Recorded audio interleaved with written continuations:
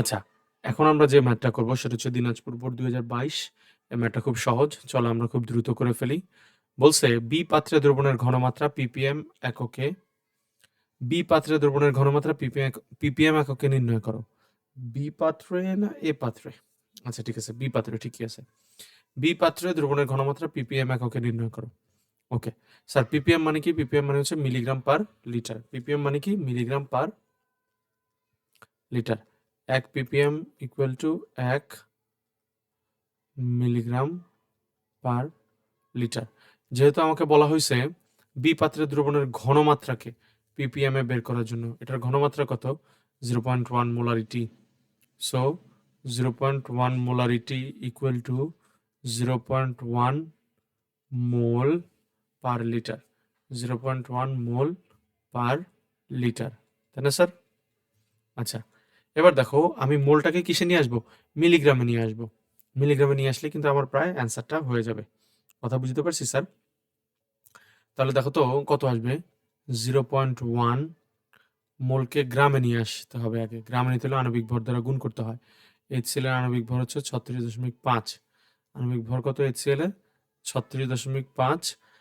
এটা করলে হবে গ্রাম পার লিটার। এরপরে আমাকে বলা হয়েছে পিপিএম এ যেহেতু, তার মানে মিলিগ্রাম, তার মানে এবার 1000 দ্বারা গুণ করতে হবে। 0.1 into 36.5 into 1000 milligram per litre. 1000 দ্বারা কেন গুণ করছি বুঝো নাই? এটা তো বোঝা উচিত।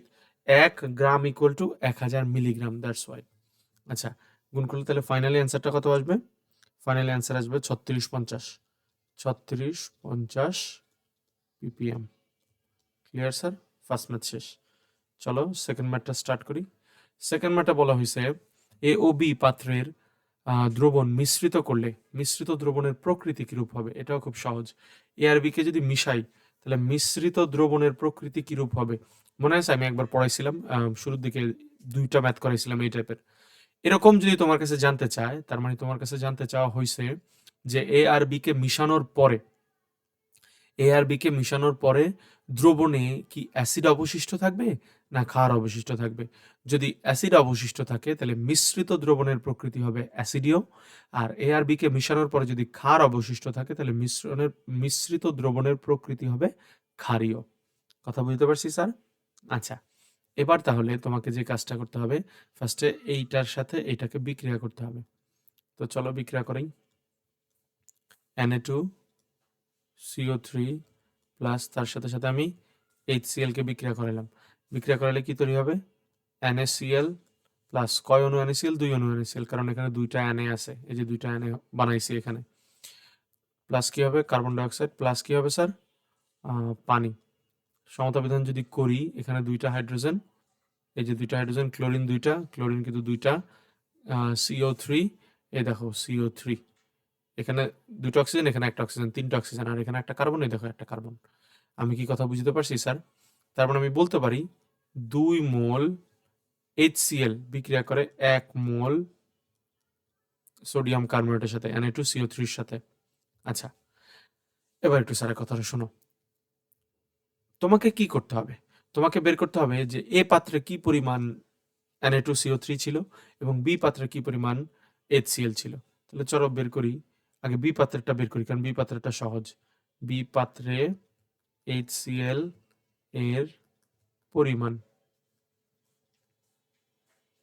বি পাত্রে HCl এর পরিমাণ মোলে মোলে বের করব কিন্তু, কারণ দেখো আমার এখানে তো মোল দেওয়া ছিল, এখানে তো মোলেই দেওয়া আছে। যে হিসাবটা এখানে করলাম 2 মোলের সাথে 1 মোল বিক্রিয়া করে, এটা মোলে করছি না, এই জন্য এখানে মোলে বের করবো। তাহলে N, মনে আছে সূত্র? N equal to S into V। আমি এই সূত্রটা দেখাইছিলাম তোমাদের। মেন সূত্র হচ্ছে S equal to N by V। ভিটা এখানে কিসে নিতে হবে? লিটারে নিতে হবে। কিন্তু তুমি যদি 1000 দ্বারা গুণ করো তখন কিন্তু এটা মিলিলিটারে নিতে হবে। মনে আছে? এগুলি কিন্তু আমি তোমাদের আগের ভিডিওতে শিখাইছি এবং রিসোর্সেস ভিডিওতেও শিখানো হয়েছে। আচ্ছা, তাহলে n equal to S into V. এখানে এস মানে কি? ঘনমাত্রা। ঘনমাত্রা কত দেখো? ঘনমাত্রার পরিমাণ হচ্ছে 0.1। ঘনমাত্রার পরিমাণ কত? 0.1। আর ভি কি? ভিটা বলছি লিটারে, তাই না? লিটারে কত? 500 ডিভাইডেড বাই 1000। 1000 মানে 0.5 আর কি। তো এটা হিসাব নিকাশ করলে আলটিমেটলি অ্যান্সারটা এখান থেকে আসবে 0.05 মোল। 0.05 মোল কি হবে HCl। তাহলে আমি বি পাত্রে HCl এর পরিমাণ কিন্তু বের করে ফেলছি, তাই না? এবার এ পাত্রে সোডিয়াম কার্বনেটের পরিমাণ বের করব। অতএব এ পাত্রে সোডিয়াম Na2CO3, তাই না? Na2CO3 এর পরিমাণ, Na2CO3 এর পরিমাণ এর পরিমাণ কত হবে বলো তো স্যার? এখানে মেবি 5% দেওয়া আছে, 50 মিলিলিটারে আছে 5%, মনে আছে 5% মানে কি? সরি, 5% মানে হচ্ছে, আমি তোমাদের বলছিলাম কিছু যদি না লেখা থাকে তার মানে মনে রাখবা W/V, কিছু যদি না লেখা থাকে তাহলে মনে রাখবা W/V। মনে আছে আমি 2টা ওয়েতে করাইছিলাম ম্যাথটা, এখনও 2টা ওয়েতে করাই দিব, খুবই দ্রুত করে দিই। W/V মানে হচ্ছে রিসোর্সেস, ভিডিও দেখো যদি এটা না বুঝো এখন যা লিখবো। আচ্ছা, এবার আমি কি লিখবো? 5% W/V অর্থাৎ 100 মিলিলিটার এ Na2CO3 এর পরিমাণ কত হবে বলো তো? 5 গ্রাম। অতএব 1 মিলিলিটারের পরিমাণ কত? 1 মিলিলিটারের পরিমাণ হবে 5/100 গ্রাম। অতএব 50 মিলিলিটারে কনভার্ট করবা? পাত্রের আয়তন কততে আছে? 50। 50-এ কনভার্ট করবা? না, এই তো ভুল করে ফেললা। 50-এ কেন কনভার্ট করবা? তুমি একটু বুদ্ধি খাটাও, তুমি এখান থেকে কি বের করতে চাও? তুমি বের করতে চাও n এর মানটা। n এর মান বের করতে হলে তোমার s লাগবে এবং v লাগবে। v এর মান হচ্ছে 50, এখন s এর মান দরকার। s মানে কি? ঘনমাত্রা না? s মানে কি বাবা? s মানে ঘনমাত্রা। s মানে কি? ঘনমাত্রা। তার মানে এই যে এখানে যে 5% টা আছে, এটাকে তোমার ঘনমাত্রায় নিয়ে আসতে হবে। এই 5% টাকে কিসে নিয়ে আসতে হবে? ঘনমাত্রা, অর্থাৎ s এ নিয়ে আসতে হবে। এখন s মানে কি? s মানে হচ্ছে মোল পার লিটার। s মানে কি?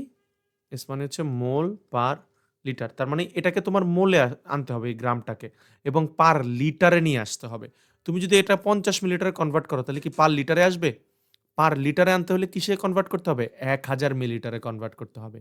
কথা কি বুঝাতে পারছি? আমি আরেকবার একটু বলি। দেখো আমার এই 5% পদার্থের পরিমাণ কত? 5% দেওয়া আছে না? এই 5% টাকে ঘনমাত্রায় নিয়ে আসতে হবে, অর্থাৎ এসে। সরি, এই 5% টাকে কিসে নিয়ে আসতে হবে স্যার? ঘনমাত্রায়, অর্থাৎ এসে নিয়ে আসতে হবে। আর আয়তন তো 50 মিলিলিটার দেওয়াই আছে। কথা কি ক্লিয়ার? তো 5% কে যদি এসে নিয়ে আসতে হয়, মানে ঘনমাত্রায় নিয়ে আসতে হয়, ঘনমাত্রার এককটা কি? মোল পার লিটার। তার মানে প্রতি লিটারে কতটুকু থাকে সেটা বের করতে হবে। তুমি যদি এটা 50-এ কনভার্ট করো তাহলে কি প্রতি লিটারে বের হবে? কখনোই না। প্রতি লিটারে বের করতে হলে তোমার 1000 মিলিলিটার হিসাব করতে হবে। তো চলো তাহলে ম্যাথটা করি। কি হবে দেখো, এটা মুছে দেই। এটা মুছে যদি দেই তাহলে দেখো তো কত আসবে। এটাকে আমি 1000-এ কনভার্ট করব, তাই না? এই পুরোটাও মুছে দেই। এটা তো আমি জাস্ট গোল করে দাগায় ফেলছিলাম, হ্যাঁ? এই যে দেখো এটা মুছে দিছি। এবার আমি কিসে কনভার্ট করব? 1000-এ কনভার্ট করব। 1000 মিলিলিটারে Na2CO3 এর পরিমাণ, এখানেও গ্রাম গোল করে ফেলছি। গ্রামটা মুছে দেই, এই গোলটা মুছে দেই। আচ্ছা, এবার দেখো তাহলে কত আসবে 1000 মিলিলিটারের পরিমাণ? 5 ইন্টু 1000 ডিভাইডেড বাই 100, ঠিক আছে? এত হবে গ্রাম পার লিটার। কিন্তু আমি তোমাকে বলছি গ্রাম পার লিটারে না, মোল পার লিটারে নিয়ে আসো।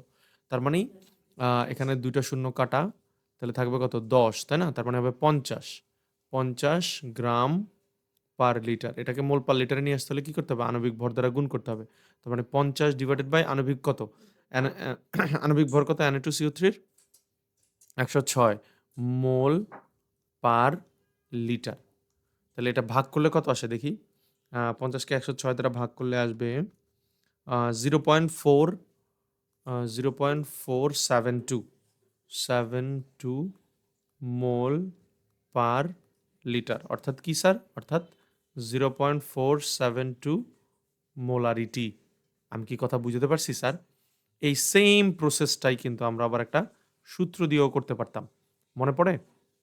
আচ্ছা, এবার মনে পড়ে আমি বলছিলাম যে এটাকে আরেকটা শর্টকাট ওয়েতেও করা যায়। এই যে পুরা প্রসেসটাকে আমি একটা শর্টকাট নিয়মেও করতে পারি। আমি তোমাকে শর্টকাটটাও দেখায় দিই, যদিও আমি এগুলো আগে দেখায় দিছি। তারপর আমি আরেকবার শর্টকাট দেখাই দিই, SHORT শর্টকাট প্রসিডিউরটা কি বলতো? একটা সূত্র আছে ঘনমাত্রা বের করা সরাসরি, S = x × 10/m। এক্সটা কি? এক্সটা হচ্ছে যে পার্সেন্টেজ দেওয়া থাকবে, 10টা তো সূত্রের 10, আর এই এমটা কি? এমটা হচ্ছে আণবিক ভর বা মলিকুলার ম্যাস। আচ্ছা, তাহলে এক্স এর মান কত হবে? এক্স এর মান হবে 5 ইন্টু ইয়ার মান কত হবে? 10, 10 তো 10ই, আর এম মানি কত? আণবিক ভর, আণবিক ভর কত? 106। তাহলে দেখো এই 50 × 106, 50/106, এই যে দেখো 50/106 কিন্তু হয়েছিল। তার মানে এটা কত আসবে? 0.472 মোলারিটি, মোল পার লিটার। এই যে দেখো স্যার, তুমি এই যে এত বড় যে প্রসিডিউরটা করলা না, এই যে ঐকিক নিয়মে, এই জিনিসটাকে আমি দেখো এতটুকুর মধ্যে কিন্তু করে ফেলতে পারি। কথা বুঝতে পারছি স্যার?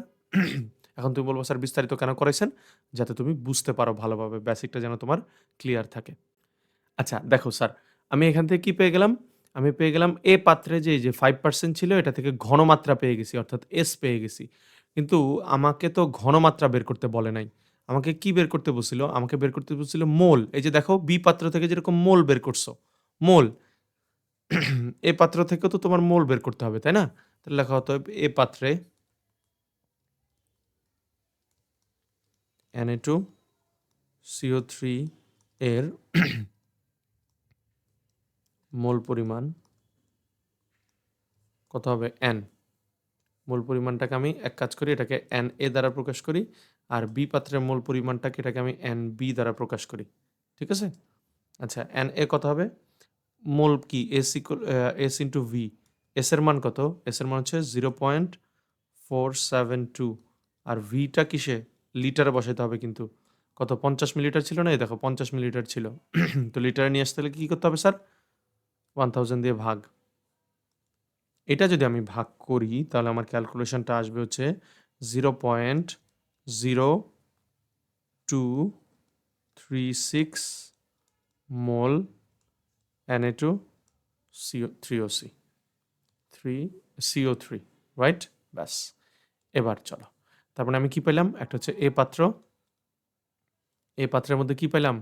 এ পাত্রের মধ্যে পেলাম Na2CO3, আর একটা হচ্ছে বি পাত্র, বি পাত্রের মধ্যে কি পাইলাম? HCl।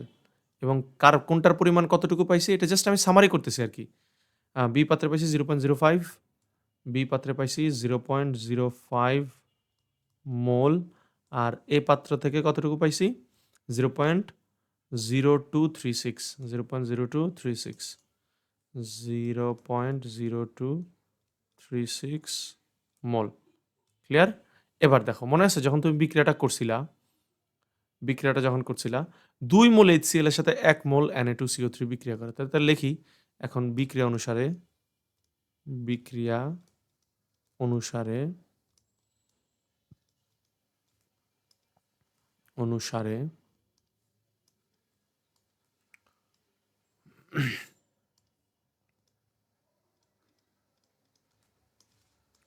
2 মোল Na2, না 2 মোল HCl মেবি, তাই না? 2 মোল HCl, 2 মোল HCl বিক্রিয়া করে 1 মোল Na2CO3 এর সাথে। হ্যাঁ, 2 মোল HCl বিক্রিয়া করে 1 মোলের সাথে। তাহলে কথাটা লিখব 2 মোল HCl বিক্রিয়া করে 1 মোল Na2CO3 সাথে। এখন 2 মোল থেকে এটাকে 1 মোলে কনভার্ট করো। 1 মোল HCl বিক্রিয়া করে 1/, কত হবে বলো তো? 2 মোলের সাথে। অতএব আমার পাত্রে কতটুকু HCl ছিল? 0.05 মোল বিক্রিয়া করবে 1 × 0.05/2। ওকে? আচ্ছা, এটা যদি আমি ভাগ করে ফেলি তাহলে অ্যান্সার কত আসে এবার? আচ্ছা, তাহলে দেখো এখানে হচ্ছে 0.025 মোল, আর এখানে হচ্ছে 0.0236। আচ্ছা, 36টাকে আমি 0.024 ধরলাম। তাহলে দেখো তো কোনটা বড়? 0.025 এইটা বড় কিন্তু। হ্যাঁ, বড় কিন্তু খুবই স্লাইটলি, খুবই সামান্য পরিমাণ বড়, তাই না? আচ্ছা, তাহলে সামান্য পরিমাণ বড় হলেও কি হবে কাহিনীটা একটু বুঝো। তোমার 0.05 মোল HCl কে শেষ করার জন্য, মানে এই পরিমাণ HCl কে শেষ করার জন্য তোমার দরকার হচ্ছে কতটুকু? 0.025 মোল। কিন্তু তোমার পাত্রে কি 0.024 মোল। এটাকে 3 এর পরে যে 3 টাকে 4 ধরে নাও আরকি। তার মানে তোমার দরকার 0.025, কিন্তু তোমার কাছে আছে 0.024 মোল। তার মানে তোমার কাছে পরিমাণে কম আছে। কথাটা বুঝিও।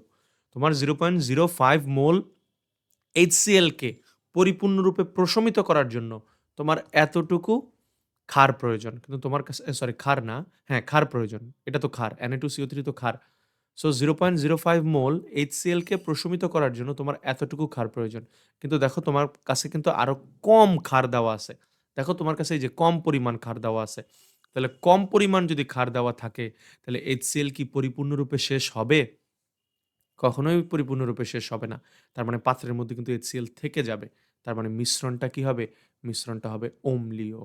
এখন কতটুকু অম্ল থেকে যাবে? এটা করার জন্য তোমাকে আবার উল্টা প্রসেসে বিক্রিয়াটা করা লাগবে। মানে এই বিক্রিয়াটা উল্টা করে করা লাগবে। যে ১ মোল Na2CO3 বিক্রিয়া করে ২ মোল HCl এর সাথে, অতএব এতটুকুর সাথে কতটুকু করে। ওটা না করলেও চলবে, বাট করে ফেলো। যেহেতু মানে করছি, এত বড় করে করেই ফেলি। তাহলে অতএব লিখি, যেহেতু যেহেতু আম 0.025 মোল পরিমাণ ক্ষার প্রয়োজন। ক্ষার প্রয়োজন। কতটুকু HCl কে খতম করতে? 0.05 মোল HCl কে প্রশমিত করতে। প্রশমিত করতে। কিন্তু পাত্রে ক্ষার কি কম দেওয়া আছে না?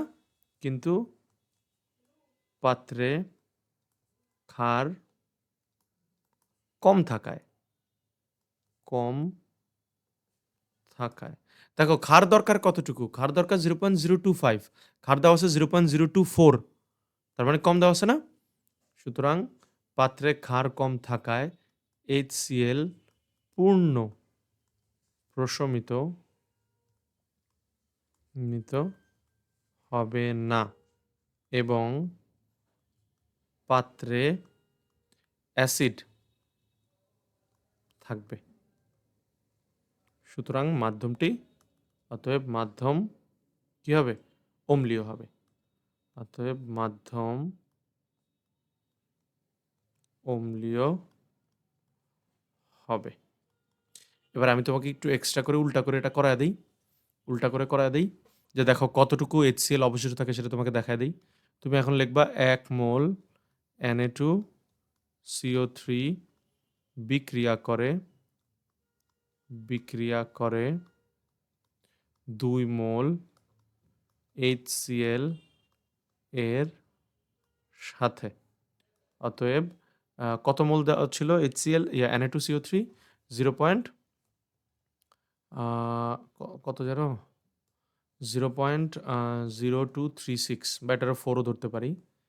অতএব 0.0236 ই রাখলাম। আচ্ছা যাই হোক, যা আছে তাই রাখলাম। এত মোল বিক্রিয়া করবে ১ মোলের সাথে যা করে এত মোলের সাথে আরো বেশি বিক্রিয়া করবে। তার মানে 2 ইনটু 0.0236 মোল HCl এর সাথে। কথা বুঝতে পারছি স্যার? তার মানে এখান থেকে আসবে কত? 2 ইনটু 0.0236। অ্যান্সার আসবে হচ্ছে 0.0472, 0.0472, হ্যাঁ, 0.0472 মোল HCl এর সাথে। তার মানে দেখতেছো তোমার পাত্রে HCl কতটুকু ছিল স্যার? 0.05, আর HCl ব্যবহৃত হচ্ছে কত? 0.0472। তার মানে কিছু পরিমাণ HCl রয়ে যাচ্ছে। অতএব HCl এর অবশিষ্ট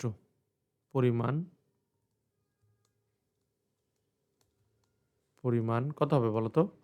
ওটা ছিল 0.05 বিয়োগ 0.0472 মোল।